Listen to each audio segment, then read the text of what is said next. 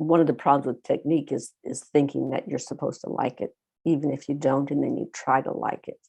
And to me, that's just a tragic loss of the opportunity to have something that's really wonderful. Yeah, technique, you can throw it out the window as far as I'm concerned. Like, just throw it out the window. Yeah. Instead, let's communicate while we're touching and discover what feels wonderful right now instead of what felt wonderful yesterday.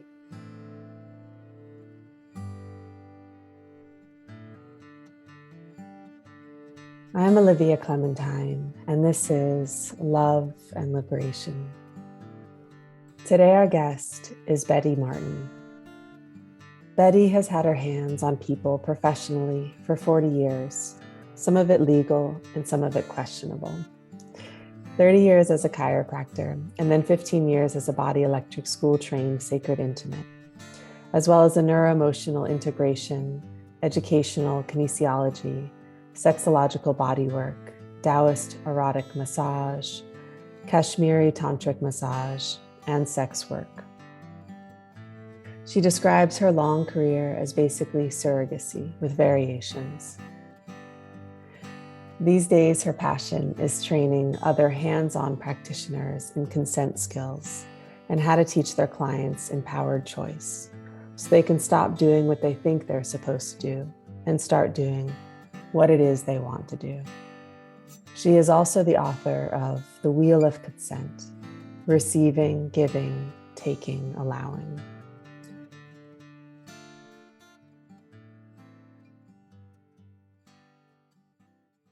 Thank you so much for taking the time to be here. And one thing I thought we could start with was this realization you had of eroticism being yours and that you could bring it out rather than just respond. Oh, sure. That's accompanied by a pretty good story. Love to hear a good story. Would you So share? are we rolling? That? Yeah, we're rolling. We're totally okay. Sorry. Okay. Yeah, boy, I grew up in the 1950s and 60s and had kind of a white picket fence kind of sexuality, which was, it's all about the love and the relationship, and it's all supposed to be in this nice little package and all that. I grew up, got married, had 3 kids, got divorced. And in my mid 40s, I attended a workshop with the Body Electric School. And it was for women about sexuality. And it was very hands-on. It was very intense, physical. And it included, part of what it included was learning to give and receive a particular type of erotic massage, Taoist erotic massage, which includes touch and breath work and genital touch if you want it, which was a big departure from any other kind of touch that most people would be receiving. So it just blew the lid off my little narrow idea of what sexuality was. And at one point, I was on the massage table with these 2 women serving me. And I sat up and I said, I don't have to pick up your socks, do I?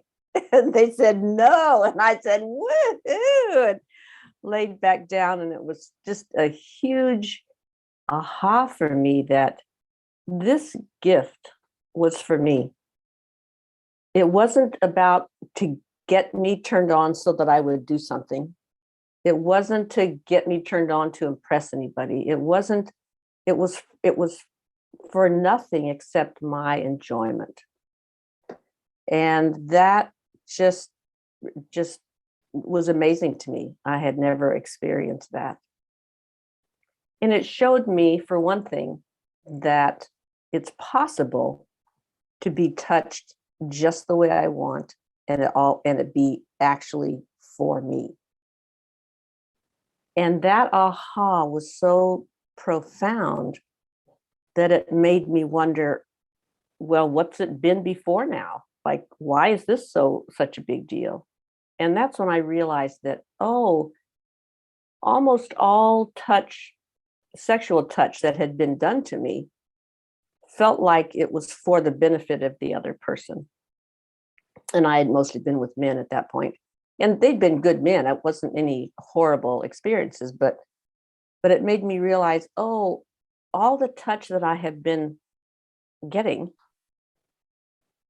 it felt like it was for somebody else, and felt like there was an agenda attached to it. And so to have an experience that really was truly for me and for my pleasure was mind blowing. It was changed my life, brought me lots of places, but it changed my life. Mm. And another thing that really grew out of that and is related to that is that my Eros belongs to me, because the workshop was structured in such a way that it wasn't about sex, meaning it wasn't about intercourse or making out or hooking up or coupling up, or it wasn't about what people usually think of sex, which is two people doing this thing. But it was very much about exploring and discovering what my own eroticism was. How does my body work? What is it that I find enjoyable? What is it that I find interesting? And how does it feel to be this turned on without it being directed at another person? So it was an exploration of me. Who am I as an erotic being? And so that also was a huge aha and a big life changer for me of, oh, wait a minute. This is something that belongs to me. It arises out of me, it arises out of my body and my mind. And it's not really about anybody else. And if I want to bring it out to play with somebody else, then that's always a choice. But it's not about them. And then again, that realization was so stark that it made me wonder, well, what did I think it was before? And then that's when I realized, oh, right. When I grew up, my sexuality always seemed to belong to somebody else. Meaning, there were certain ways I was supposed to be sexy or not sexy, and with certain people I'm supposed to be sexy or not sexy, and I'm supposed to be sexy in this way and not this way, and I'm supposed to get turned on by this and not by this. And it was all a bunch of supposed to's, and they didn't fit me really very well. So discovering that it belonged to me it was a life changer. It was not, yeah, it's not something that I certainly could have predicted going into the workshop. Um, yeah, yeah, and it led me on a journey. I then there were 5 of us who met at that workshop. Some of us knew each other, and then took another one about a month later, a similar workshop involving men and women. And we continued to meet regularly for a few years, just continuing exploring in the similar vein. And that was also a very, very rich experience. And again, it wasn't about sex per se, it was about our own eroticism. What does it mean? How does it feel? Who am I as an erotic being? And that led me eventually to want to offer some of these experiences to other people. I already had a background in peer counseling. I was a chiropractor at the time. And I retired from my chiropractic practice and opened a new practice in what I call sacred intimate, which is a word that somebody else made up. I didn't make it up. and began offering similar experiences to other people. And that then, of course, that took me on a journey as well, which I did for 10 or 15 years and just really, really loved it. Which is really a form of sex work.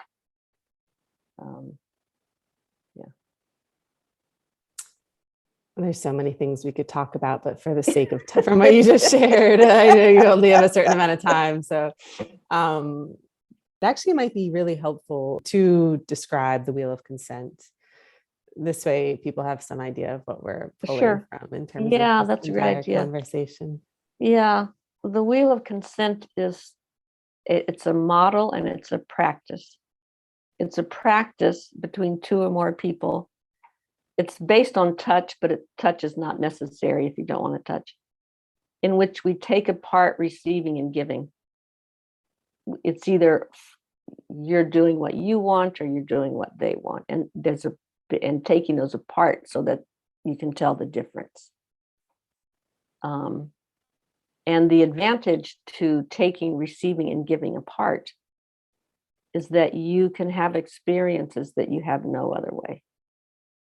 When it's all about me and you're serving me or giving me what I want, and it's all about me, and I trust that and learn how to sort of take in that gift that you're giving me, there are certain experiences that you just don't have any other way, and vice versa. When it's all about you and I'm giving to you and I've taken what I want, put it on the shelf for the time being, there's experiences that are possible that don't happen any other way when we're trying to sort of mush them all together. So it's a practice in taking, giving, and receiving apart. And it's a model in what's the difference between who's doing and who it's for. So my hand's going down your back. It can be the way you want it because that's what we agreed to. Or it could be the way I want it because that's what we agreed to. And what's the difference? And why does it matter? And how rich is the difference? Touching you for you and touching you for me is a very different experience. And so the wheel of consent is a diagram that takes those four apart. They overlap.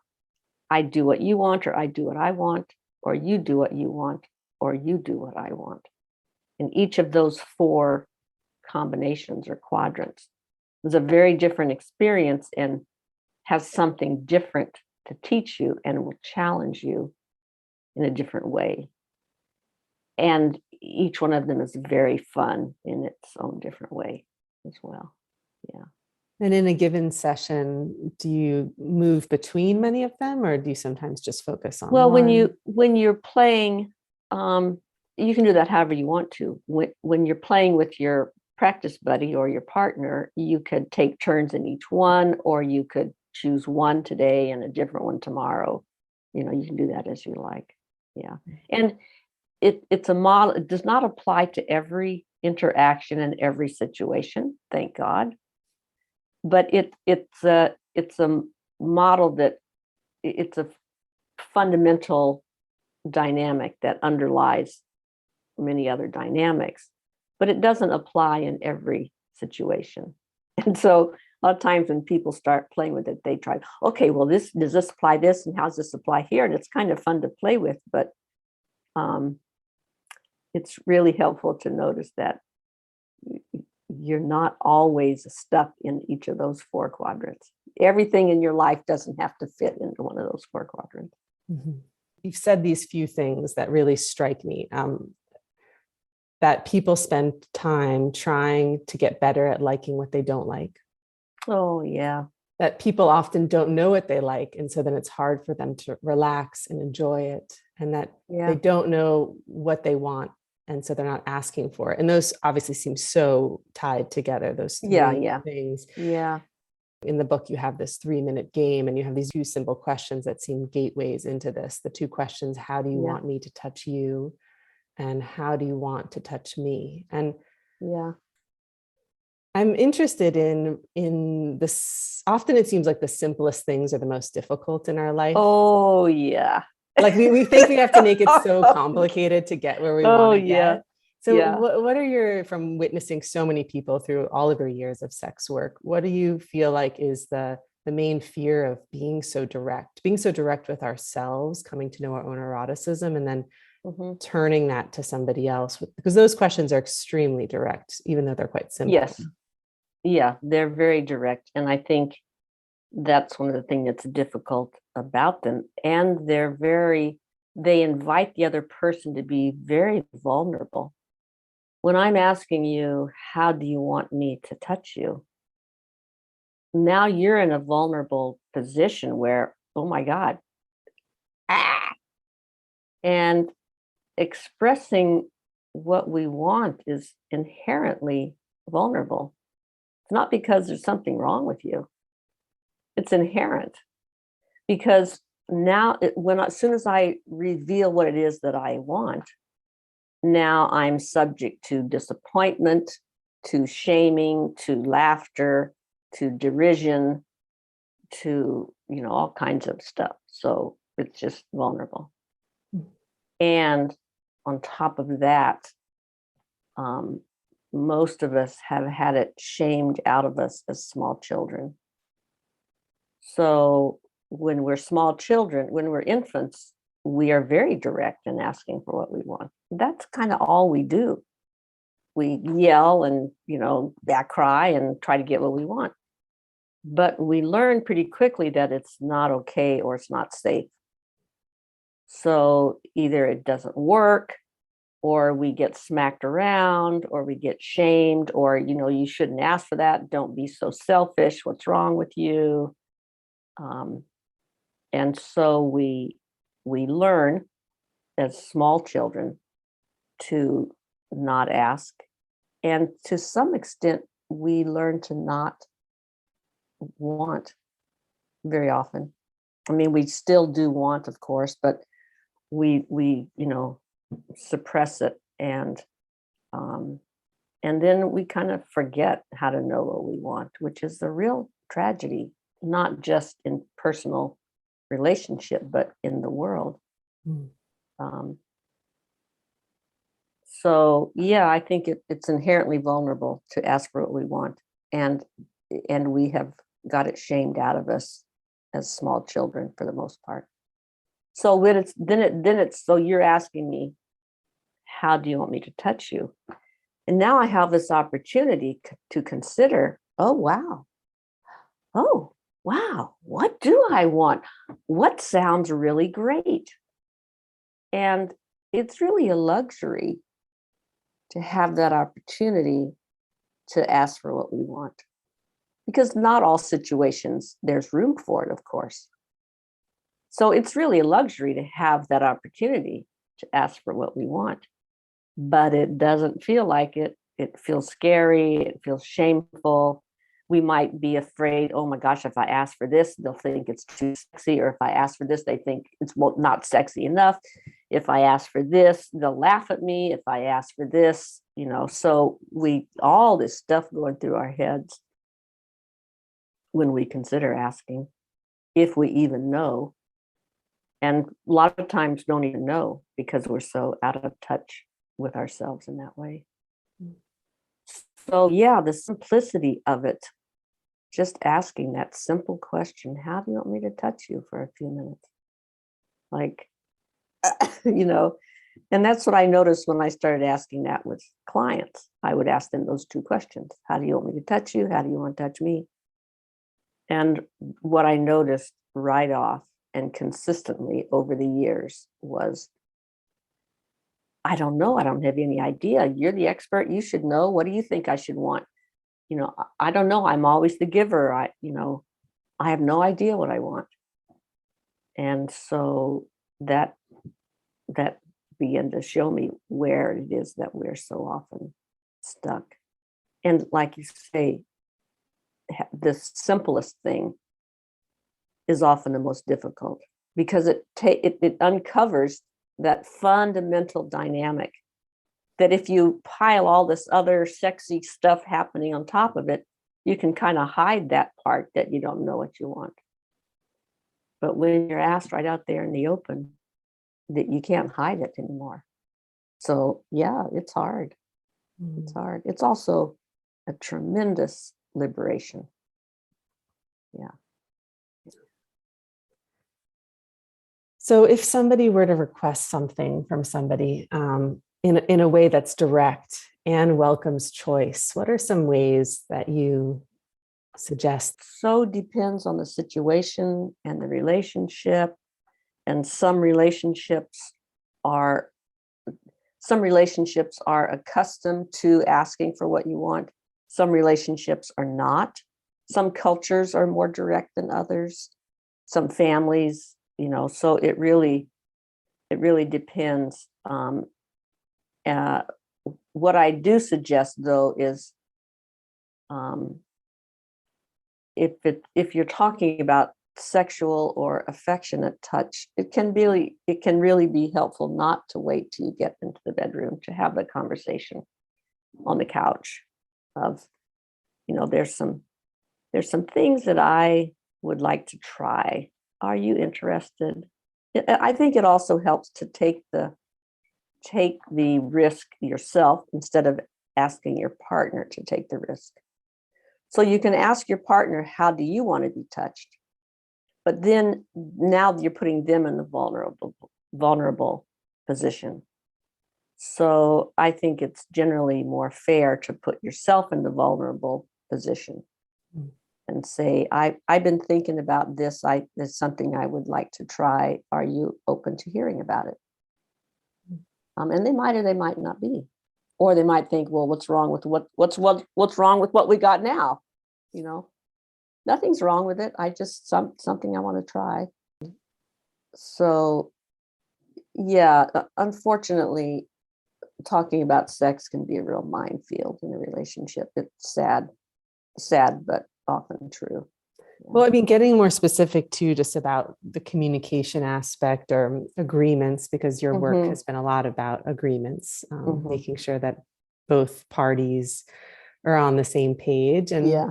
will you speak to, because you've said that when an agreement is made and it's kept, that then people can relax, right? There's like a held space for that. Yeah. Can you speak about that? And then also how to change an agreement, especially when it is in the intimate field? How does one change agreements so that there still is a level of trust and safety?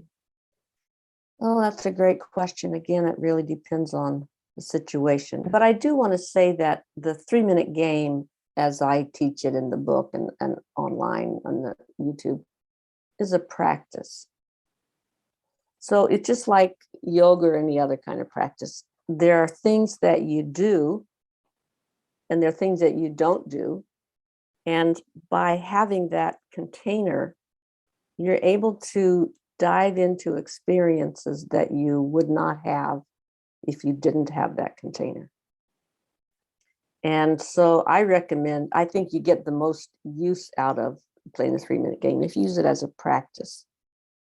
And by that, I mean, set a container, let's play this for an hour or whatever you want to do. And then when you're in that container, you are very strict about your agreements. If I agree that I'm touching you for your enjoyment, then I need to stick to that. If we agree that I'm touching you the way I want, it's for my enjoyment, then we stick to that. You can change your mind, of course, in the middle, but that's what creates it's the container. It's the agreements that create the container, and that's what creates the safety. Because, okay, I've asked you to rub my legs, and you've agreed to do that, and in this way, and want them squeezed or whatever. And then we have 3 minutes or 5 minutes, whatever, to do that. I am now confident that you're not going to wander up to my butt, because that's what we've agreed to.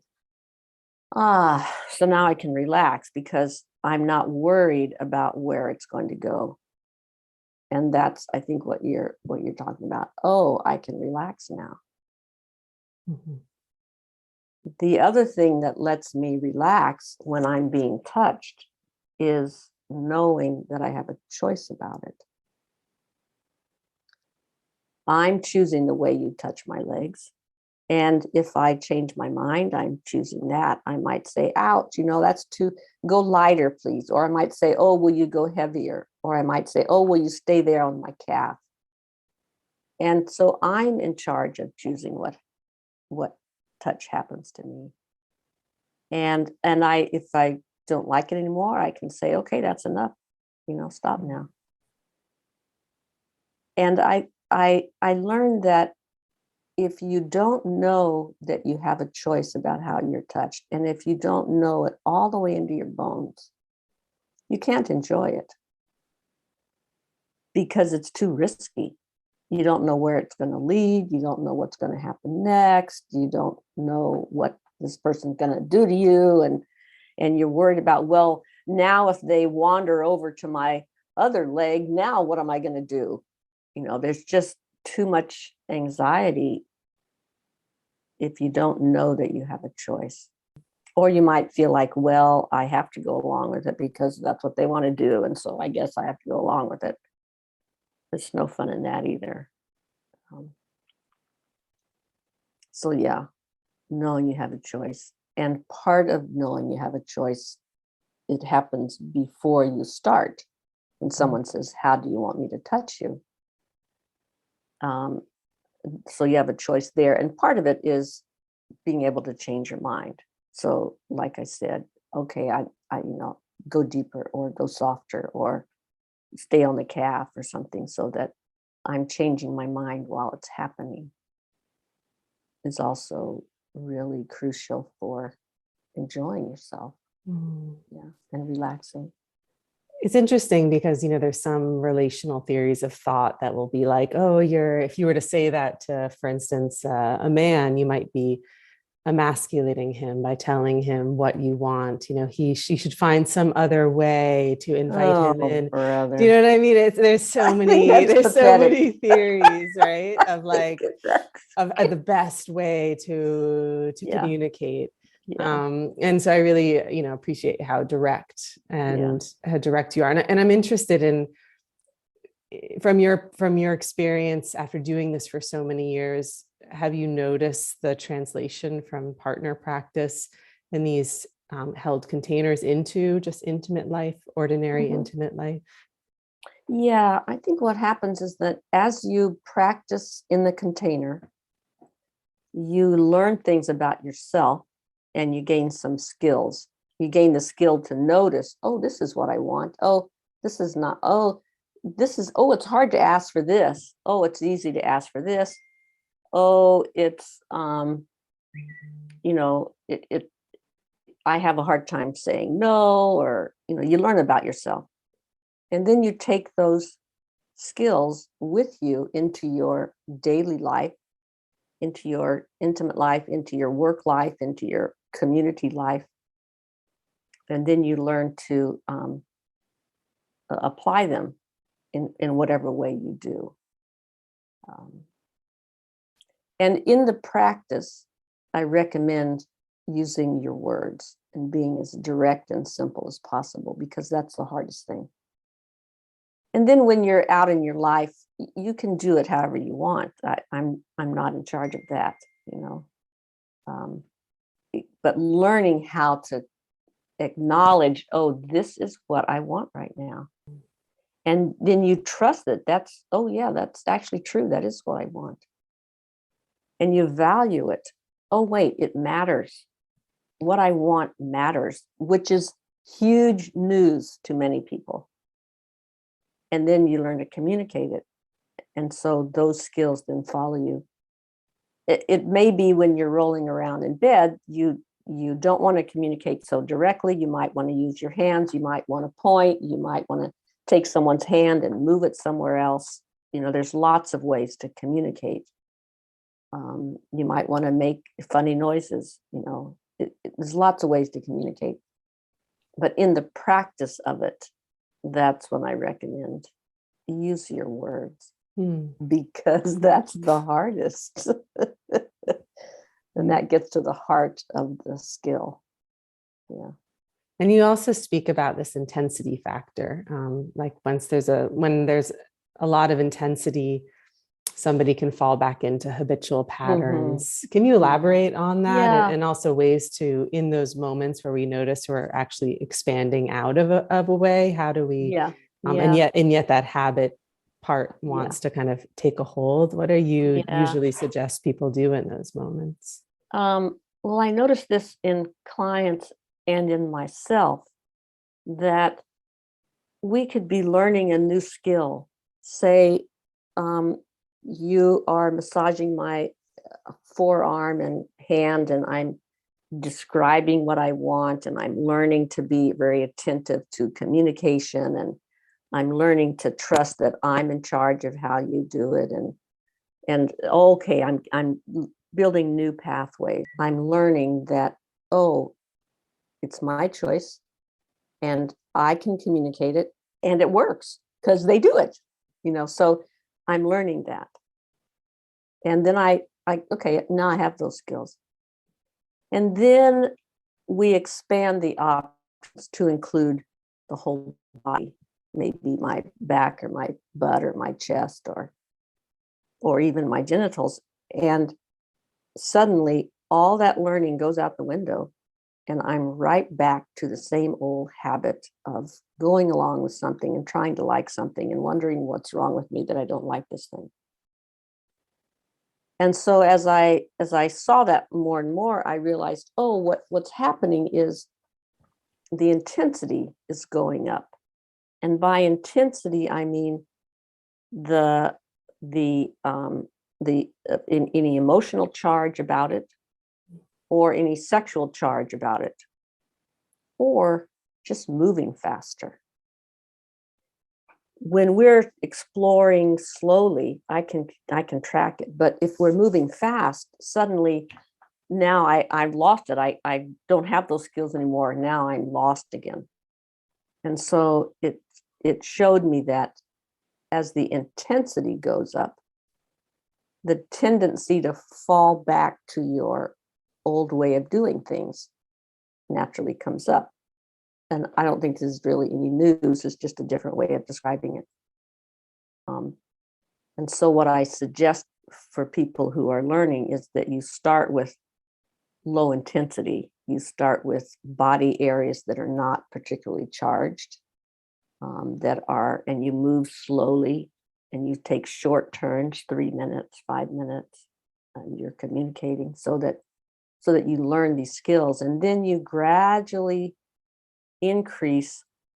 Maybe I can handle, having my arm touched for 5 minutes. Okay, I got that. Now maybe expand it to 7 minutes or 10 minutes, or maybe expand it to my back or some other place that's relatively comfortable. And so gradually expanding the terrain in which I'm comfortable and able to ask and able to track myself, then my ability to track increases as the intensity increases gradually. But if you start out with just jumping right into genital touch, you can't learn it. It's too intense, and your habits are too strong. Because then you get in the habit of, okay, I'm going to do the right stroke and get the right thing and get the right result, and it's very difficult to learn something new.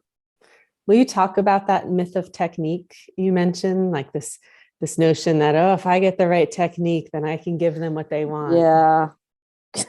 Yeah. A lot of people get real stuck on technique. And it's natural, because it's natural to want to know how to do something well. And it's natural to want to please your lover. Of course it is. But the problem is, even if I like XYZ today, it doesn't mean I'm going to want it tomorrow. And it doesn't mean that just because I have a similar body part to what somebody else has, that I like a similar thing done to it. Like, what's that got to do with anything?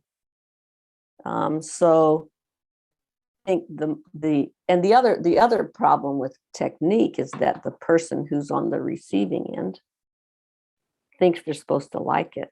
And this is, I think it's true of men and trans folk, but it's very much true of women, cis women, is that if something is being done to me, especially sexually, then I think I'm supposed to like it because everybody else says it's good, and the other person thinks it's good, and that's what they showed on the video, and this is the location of the magic button, and so like, why don't I like this?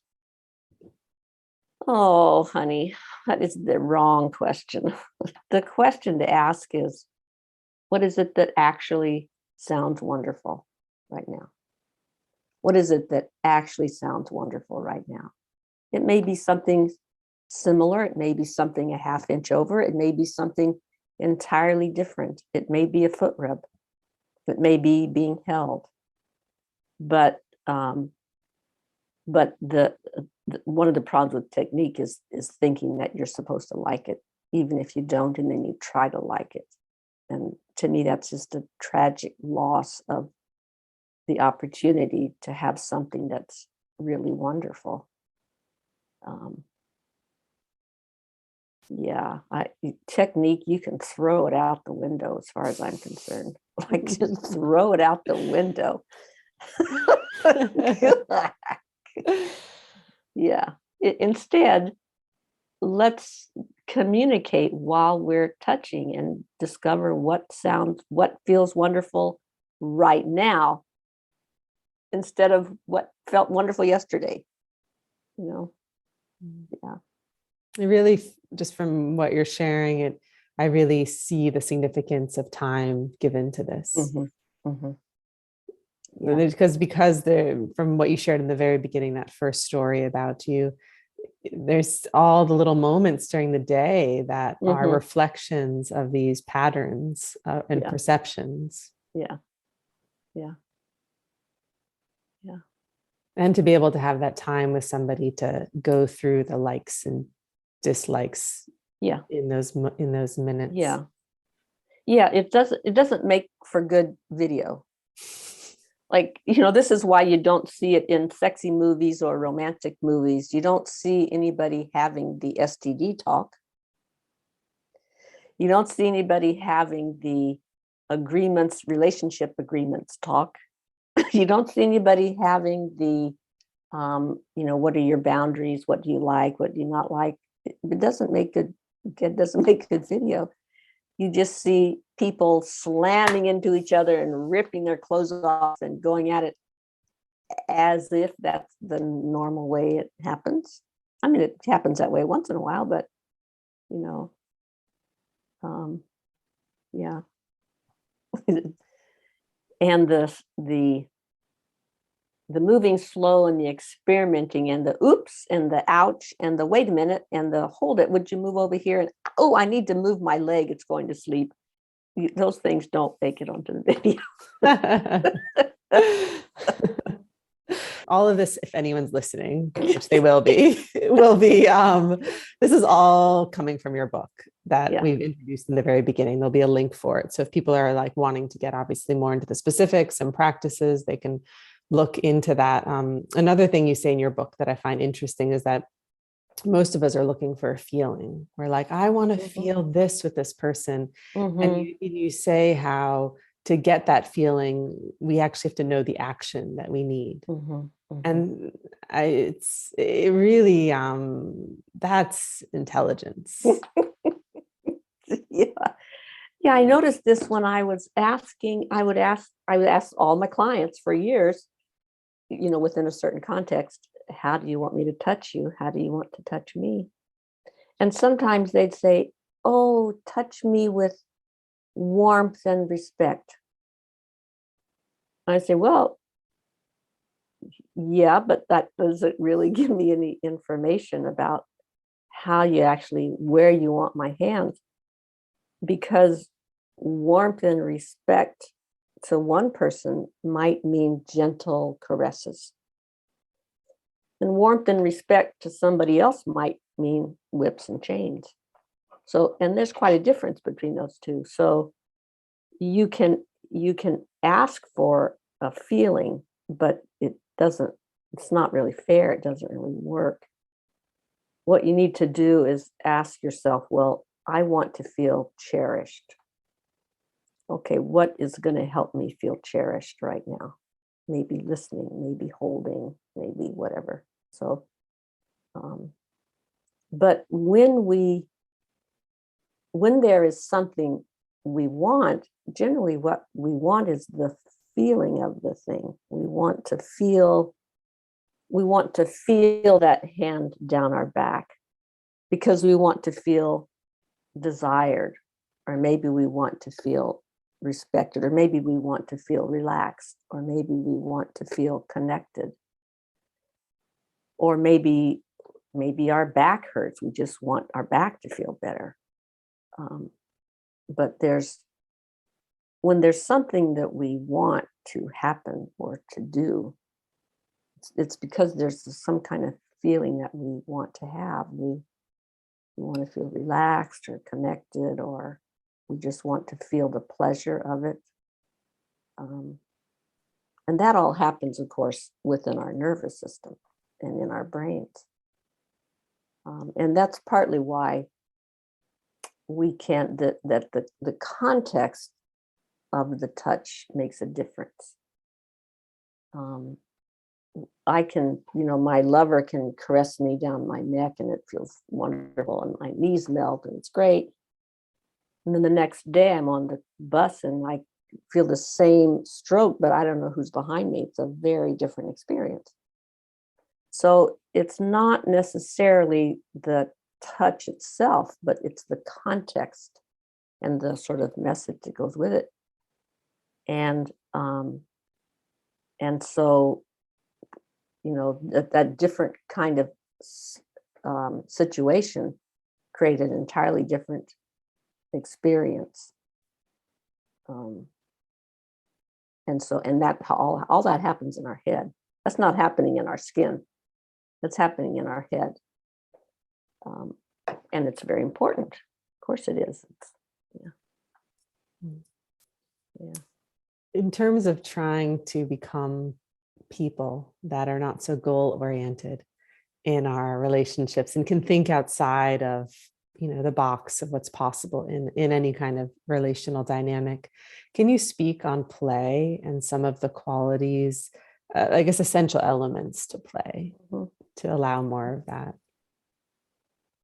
Yeah, play, boy, that's something that many of us don't have enough of. I don't think I have enough of it.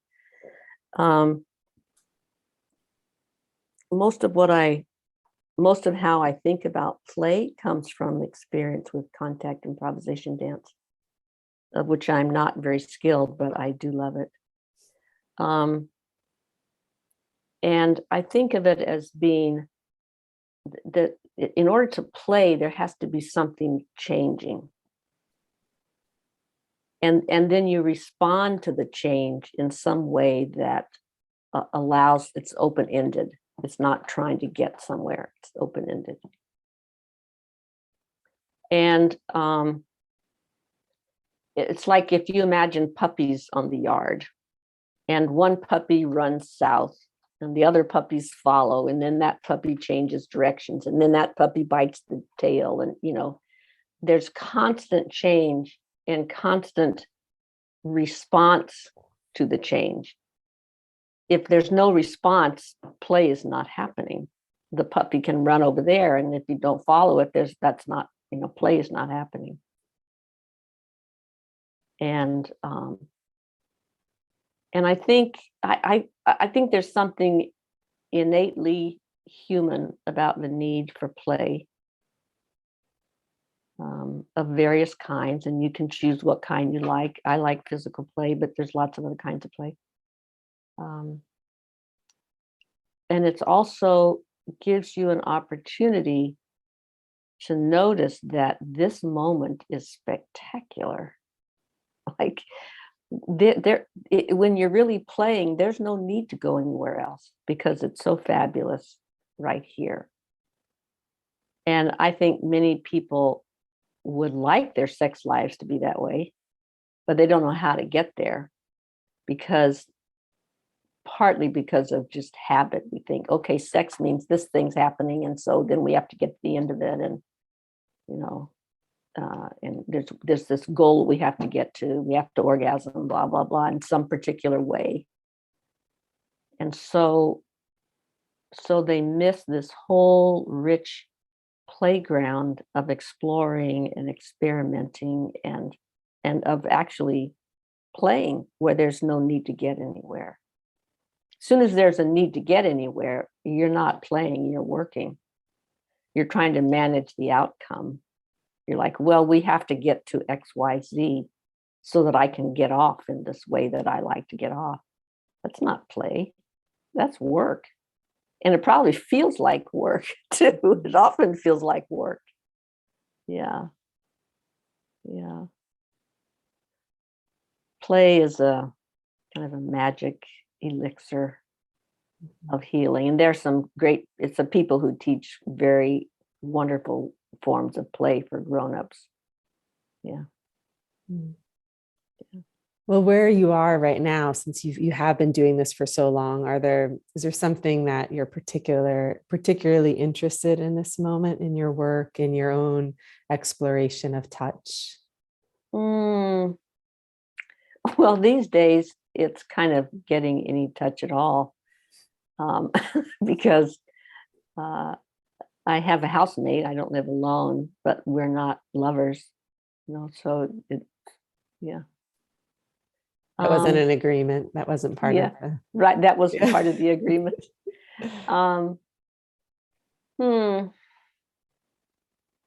These days, I'm mostly interested in, I've been teaching the Wheel of Consent for 15 years or something like that, mostly with other practitioners, sex workers, therapists, doctors, body workers of various kinds.